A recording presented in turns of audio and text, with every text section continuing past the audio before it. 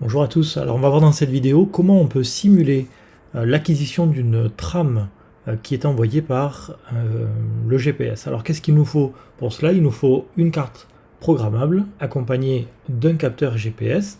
C'est ce que l'on va utiliser. Alors nous allons utiliser une carte microbit qui est différente de la carte Arduino que l'on avait l'habitude d'utiliser. Vous la voyez ici, elle est composé de différents capteurs et actionneurs déjà intégrés sur la carte. Et nous allons utiliser aussi un capteur Groove, de marque Groove, qui permet de faire l'acquisition d'une trame GPS. Alors on l'a vu apparaître de manière très rapide, le voilà, avec son antenne qui permet donc de récupérer cette trame GPS. Alors le programme qui va avec et qui est ici, il est très simple. Je récupère avec le capteur qui est branché sur la broche 0 et 14 la trame que je stocke dans une variable qui s'appelle GPS data.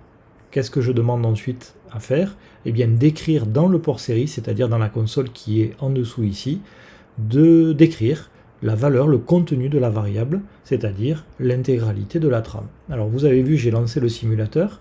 C'est l'avantage de cet outil VitaScience qui permet, comme on n'a pas la carte, de pouvoir bien simuler le fonctionnement. Alors bien évidemment, on n'aura pas une valeur réelle, mais on va pouvoir simuler des coordonnées qui arrivent. Alors si je change un paramètre, ici, vous voyez que la latitude a été modifiée et qu'elle se trouve ici dans la trame reçue.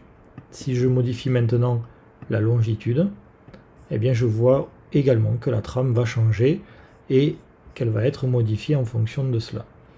Alors, je voudrais récupérer aussi l'altitude. Alors pour ça, je vais cacher une valeur pour pouvoir récupérer mon altitude. Et là, je vois que si je modifie l'altitude, ma trame est de nouveau modifiée en conséquence.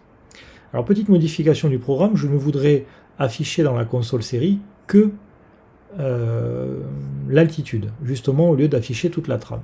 Eh bien, je vais aller récupérer le bloc dans les outils de communication et je vais remplacer donc la variable GPS data par un bloc qui permet de sélectionner, de découper la trame pour ne récupérer que l'altitude qui est contenue dans la trame. Et vous voyez immédiatement dans la simulation que l'on voit apparaître uniquement l'altitude.